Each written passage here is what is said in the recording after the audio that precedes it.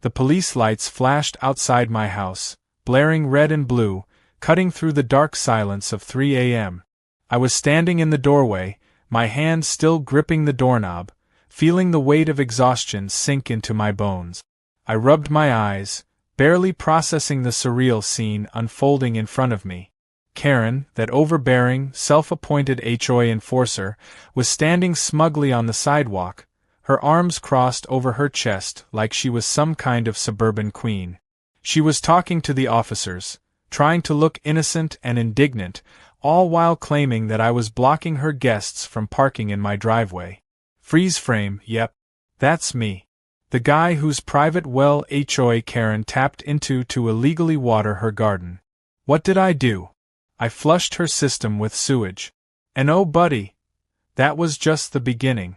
Viewer instantly wonders, wait, what? How do you even pull that off legally? And how does she not notice? But here I was, standing in my doorway, trying to wrap my head around how things had gotten so out of hand. The officers were talking to Karen, trying to keep their expressions neutral as they listened to her complain about my truck parked, rightfully, mind you, half a foot too far out of my driveway.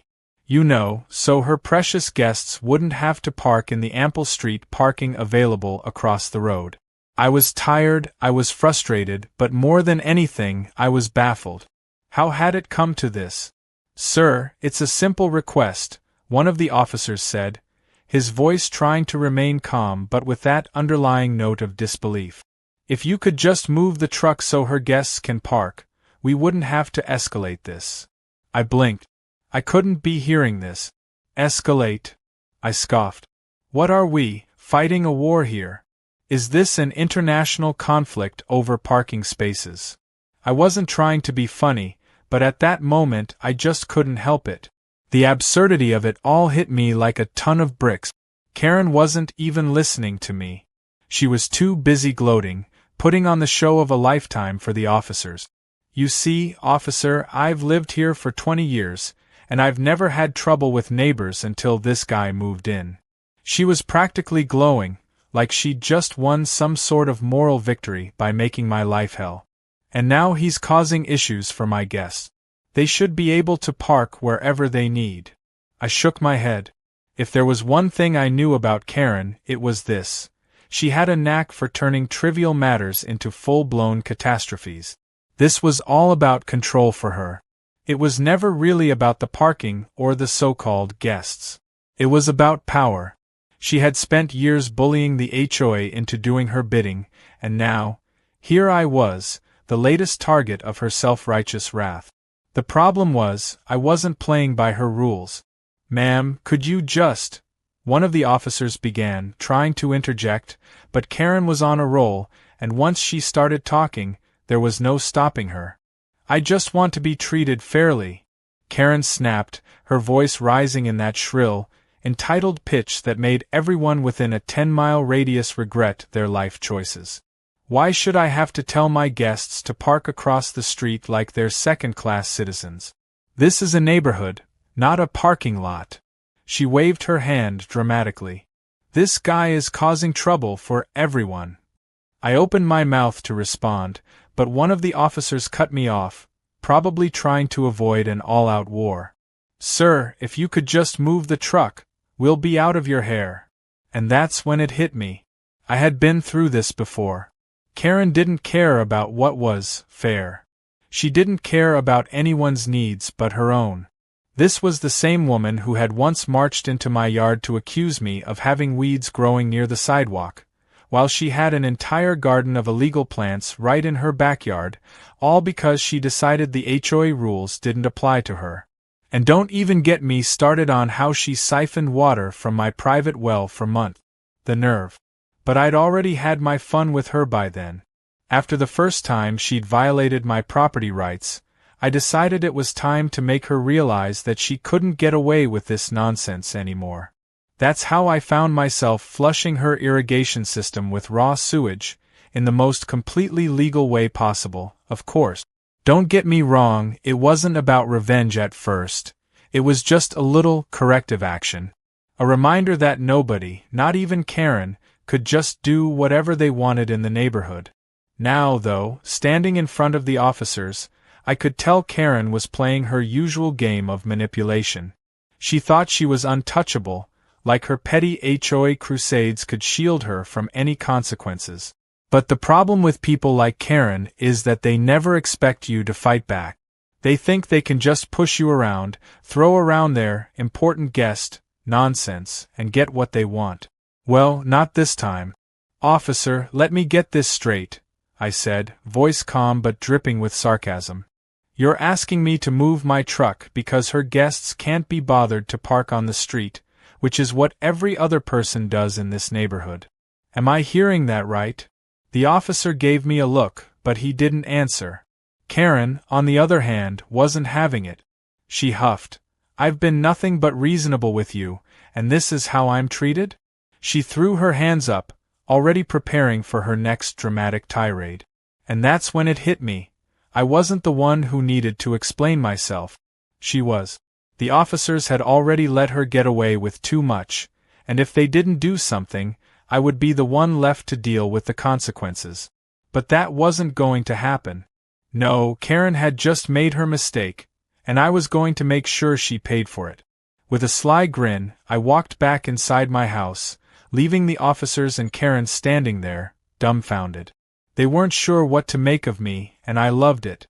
I wasn't going to move the truck. And I wasn't going to apologize. This was just getting started. Cliffhanger. As I closed the door behind me, I heard Karen's shrill voice yelling something about calling 911. Oh great. This was about to get even worse.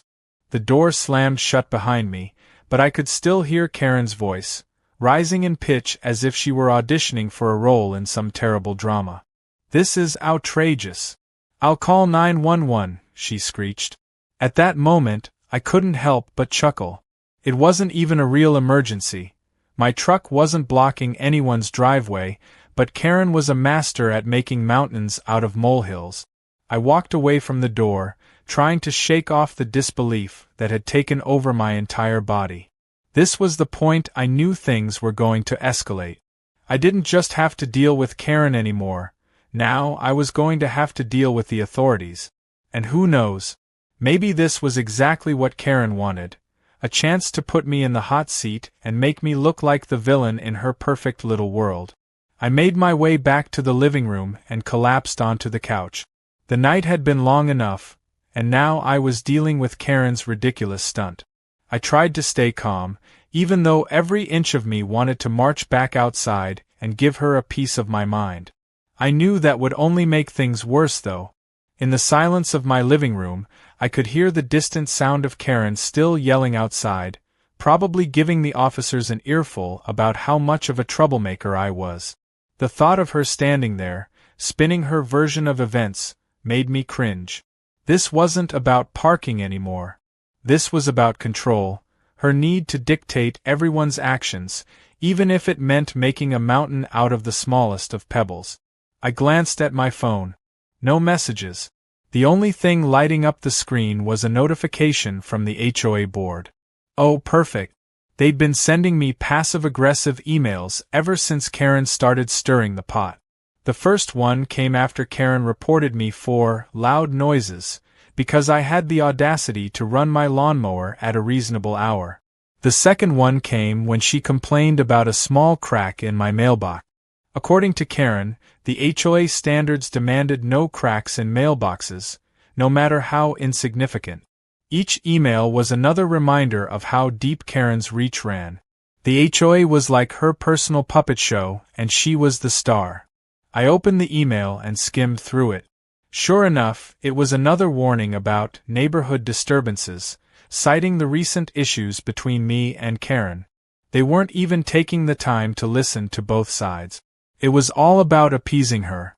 That was the moment I realized that if I wanted to make this stop, I'd have to fight back. The HOA wasn't on my side. They were just as much a part of Karen's game as she was. If I was going to win, I had to do this my way. I couldn't rely on anyone else. I leaned back on the couch and began thinking. I needed to come up with a plan. Something clever. Something that would make Karen regret ever trying to push me around. But at the same time, it had to be legal, because we were talking about Karen here, and I knew she'd find a way to twist anything into a full-blown scandal. The last thing I needed was for her to use some loophole to make me the bad guy in this situation. No, I had to play this smart. While I was brainstorming, I heard the unmistakable sound of sirens approaching. My heart sank. I knew exactly what was happening. Karen had called 911. Of course she had. What was I expecting? She was nothing if not dramatic. I rubbed my temples, feeling the tension in my skull. This was going to be a mess. I walked over to the window and peeked through the blind. Sure enough, there were 2 squad cars parked in front of my house. The flashing lights illuminated the street like a scene from some crime drama. I could almost hear the soundtrack playing in the background, something dark and suspenseful, because that was what Karen wanted, wasn't it? She wanted to turn this into a spectacle, and here she was, getting exactly what she wanted. I opened the door and stepped out onto the porch, trying to maintain my composure. I wasn't going to give Karen the satisfaction of seeing me flustered. The officers were already talking to her, and she was acting like she was the wronged party, speaking with such righteous indignation that it almost made me laugh. She was laying it on thick. Every word out of her mouth was laced with the kind of melodrama you'd expect from a soap opera villain. "Officers, I'm telling you, this man is out of control," Karen was saying, her voice trembling with faux concern. "He's blocking my driveway. I can't get my guests parked here. I've never been treated like this before. I don't know what to do anymore." The officers glanced at me, then back at her, unsure of how to handle this. I could tell they weren't thrilled to be here, especially not for something as ridiculous as this. I didn't say anything.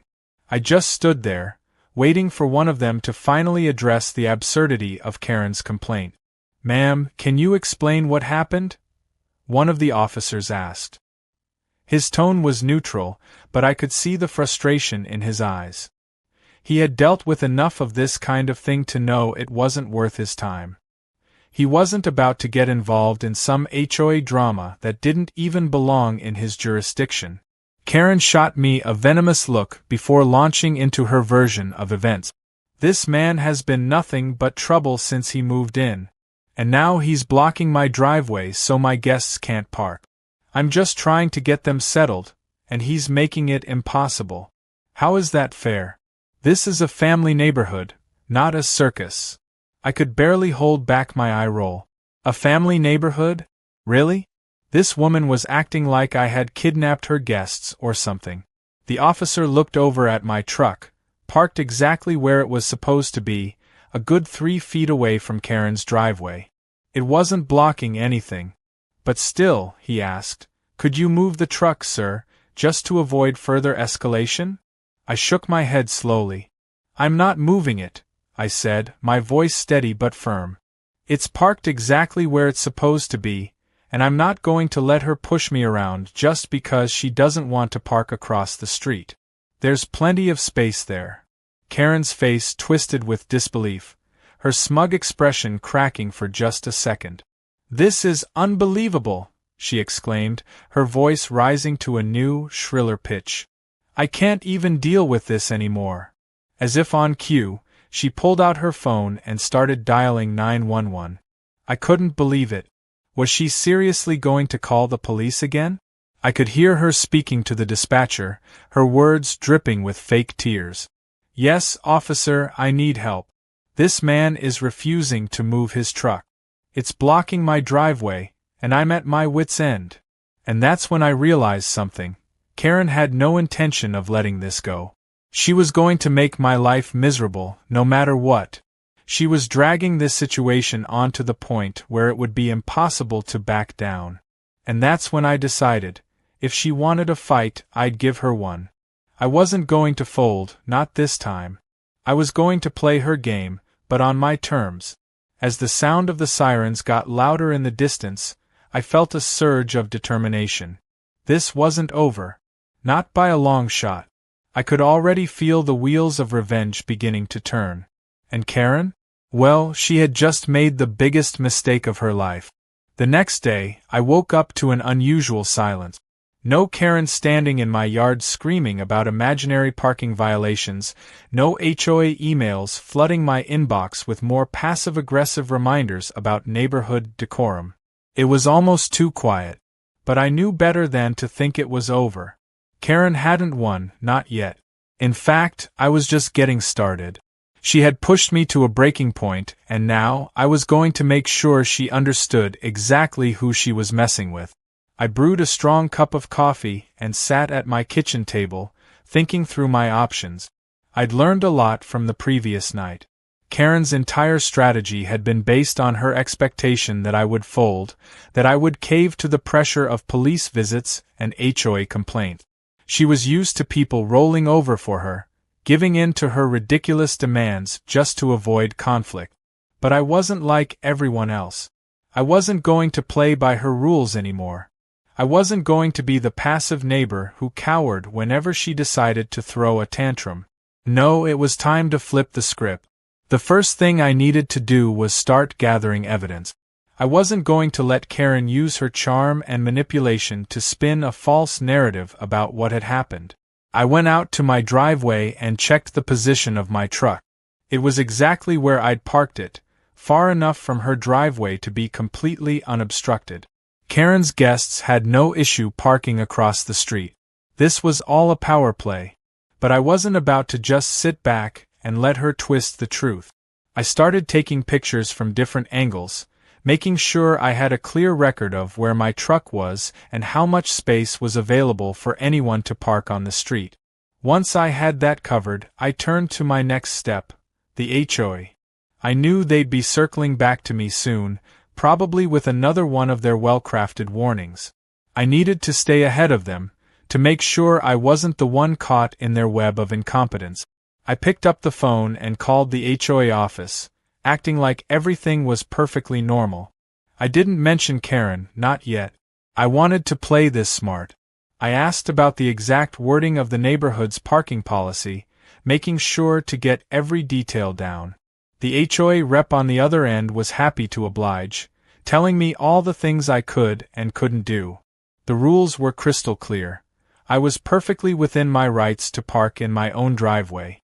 Karen's complaint was nothing more than a petty attempt to harass me into submission. I hung up and smiled to myself. This was starting to feel like a chess game, and Karen had no idea she was about to be checkmated. For the next few days, I kept my distance. I didn't want to engage with Karen directly. She was already in full victim mode, and nothing would make her angrier than realizing I wasn't intimidated by her. But I was watching. Oh, I was watching closely. Every time Karen left her house, I took note of her car's position, of her guests' parking habits. The more I saw, the more I realized something. Karen was living in her own little world, where the rules didn't apply to her, but they certainly applied to everyone else. She thought she could manipulate the HOA and her neighbors, and no one would push back. I was determined to make sure that changed. One afternoon, Karen's guests parked once again in front of my driveway, just as they had during the 911 call. They did it casually, as if it was no big deal. This was it. This was the moment I had been waiting for. I grabbed my phone and snapped another picture, capturing the car parked too close to my driveway. But this time, I was going to take it a step further. I had a secret weapon, the HOA's own rules. I knew they had a very specific policy about parking, and I was pretty sure Karen's guests were in violation of it. According to the guidelines, no one was allowed to block someone else's driveway, no matter how briefly. The fact that Karen's guests parked in front of mine every single time was a violation. It wasn't even a gray area. I waited for the perfect moment. The next day, I sent an anonymous email to the HOA, attaching the photos I'd taken of Karen's guests blocking my driveway. I referenced the parking rules and explained that I had been trying to avoid confrontation, but since Karen had escalated things to such ridiculous extremes, I was forced to take action. I even mentioned that Karen had been the one to complain about my parking, knowing that the HOA would now have to do something about the violations her guests were committing. The email was polite, almost too polite, but it was also loaded with enough evidence to make sure the HOA couldn't ignore it. I even included a little reminder that if they didn't address this issue, I'd be forced to take it up with the local authorities. As soon as I hit send, I leaned back in my chair and grinned. I could already picture Karen's face when she found out what I'd done. This was my way of turning the tables. She had tried to use the HOA to make my life hell, and now I was using them right back at her. It felt good, no, it felt great. But I wasn't done yet. This was just the beginning. The next few days went by in a blur. Karen was on edge, constantly peeking out her window to see if I was up to anything. She knew something was coming, but she had no idea what. Meanwhile, I continued gathering more and more evidence. Every time Karen's guests parked in front of my driveway, I took a picture. I was building my case, brick by brick, and Karen had no idea how close she was to losing this battle. Then the email came. It was from the HOA, and they wanted to schedule a meeting to discuss recent neighborhood disturbances. The subject line made my heart race. I knew this was it, the moment I'd been waiting for. The HOA had taken the bait, and now it was time for Karen to face the consequences of her own actions. I opened the email and read through it carefully. The HOA was offering a resolution session where they would mediate between me and Karen. They were making it clear that they were aware of her complaints, but they were also acknowledging that there were concerns on both sides. I couldn't believe it. They had no idea what was coming. The moment I walked into that meeting, Karen was going to realize she had underestimated me in the worst possible way. This wasn't just a petty feud anymore. This was a battle of wits. And Karen? Well, she was about to get schooled. As I sat there, reading the email over and over again, I felt a sense of calm wash over me. I had all the evidence I needed. The ball was in my court now. I wasn't going to let Karen walk away from this one. No, she was going to get exactly what was coming to her. And when it was over, she'd finally realize that she wasn't the one calling the shots anymore. The day of the HOA meeting arrived. I had never been this prepared for anything in my life. My hands were steady as I gathered my documents, photos, emails, the copy of the neighborhood parking policy, and the logs I'd been keeping about Karen's ongoing parking violations. I even had the email I'd sent to the HOA, detailing her guests' blatant disregard for the rules. Everything I needed was neatly organized, and I couldn't help but feel a little giddy at the thought of finally confronting Karen on her turf. This was it. The culmination of everything that had happened over the past few weeks. When I walked into the HOA meeting room, I was immediately met with the usual cold, corporate atmosphere. A long table with a few chairs lined up on either side, a whiteboard on the wall, and a stack of dull paperwork that everyone seemed to take way too seriously. The board members were already seated, their faces all stoic and bored as they waited for the meeting to begin. And there, at the end of the table, sat Karen. Her posture was straight, her arms crossed, and that smug little smile on her face told me she thought she had this whole thing in the bag. She probably thought I would be the one groveling, the one apologizing for the trouble I'd caused. But I wasn't about to make it easy for her. The board members greeted me with the usual formalities, but there was no mistaking the tension in the air. I could see it in their eyes. They had no idea what to expect. I wasn't the first person to come in here with a complaint about Karen, but I was probably the first one who had the proof to back it up. I took a seat across from her, making sure to meet her gaze with a neutral expression. Karen tried to give me a cold, calculating stare, but I could see her hands shaking slightly. She had no idea what she was in for. The meeting began with the usual pleasantries, but the real conversation didn't start until the board asked about the specific issue between Karen and me. Karen immediately launched into her version of events, painting herself as the victim of a terrible neighbor who had no regard for her guests or the community standards of the neighborhood. She talked about how I'd blocked her driveway and how she had tried, time and time again, to be reasonable with me. "I just want to live in peace," she said, her voice dripping with false sincerity. "But this man has made it impossible. It's really disruptive. I bit my tongue, not wanting to interrupt her just yet. Let her tell her story. Let her dig her own hole. When she finished, the board turned to me, asking for my side of the story.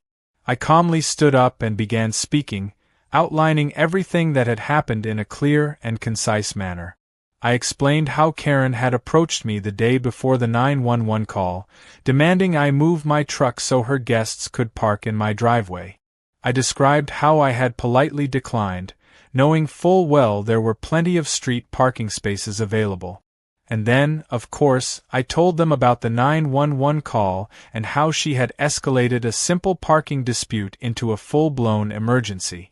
I made sure to mention that I had evidence to back up my claims, pulling out the photos I'd taken of my truck parked exactly where it was supposed to be, far from her driveway. As I spoke, Karen's face began to change. The smug smile faded, replaced by a look of disbelief. She was starting to realize that I wasn't just going to back down. When I showed the HOA members the photos, I could see the looks of surprise on their faces. They weren't expecting this level of evidence. I had proof of Karen's behavior, and now, there was no denying who had been in the wrong. I wasn't finished yet, though. I reached into my bag and pulled out a copy of the HOA's parking policy, highlighting the section that explicitly stated no one was allowed to block a driveway, even temporarily. Karen had violated this rule multiple times when her guests parked in front of my driveway. I had all the proof I needed to show that she wasn't just being unreasonable, she was actively breaking the rules and expecting everyone else to tolerate it. For a moment, there was complete silence in the room. The board members glanced at each other, trying to process everything I had just presented. They weren't used to someone coming in with such a well-documented case. Most people who had issues with Karen either didn't have the guts to stand up to her, or they just gave up after a few weeks of her manipulations. But I wasn't like the others. I wasn't going to let her get away with it. Finally, one of the board members spoke up, his voice slow and deliberate. "It seems there's been a misunderstanding," he said, looking at Karen. "According to the photos and the parking policy, it looks like you have been in violation of the HOA's rules, not your neighbor." The words hit Karen like a punch in the gut.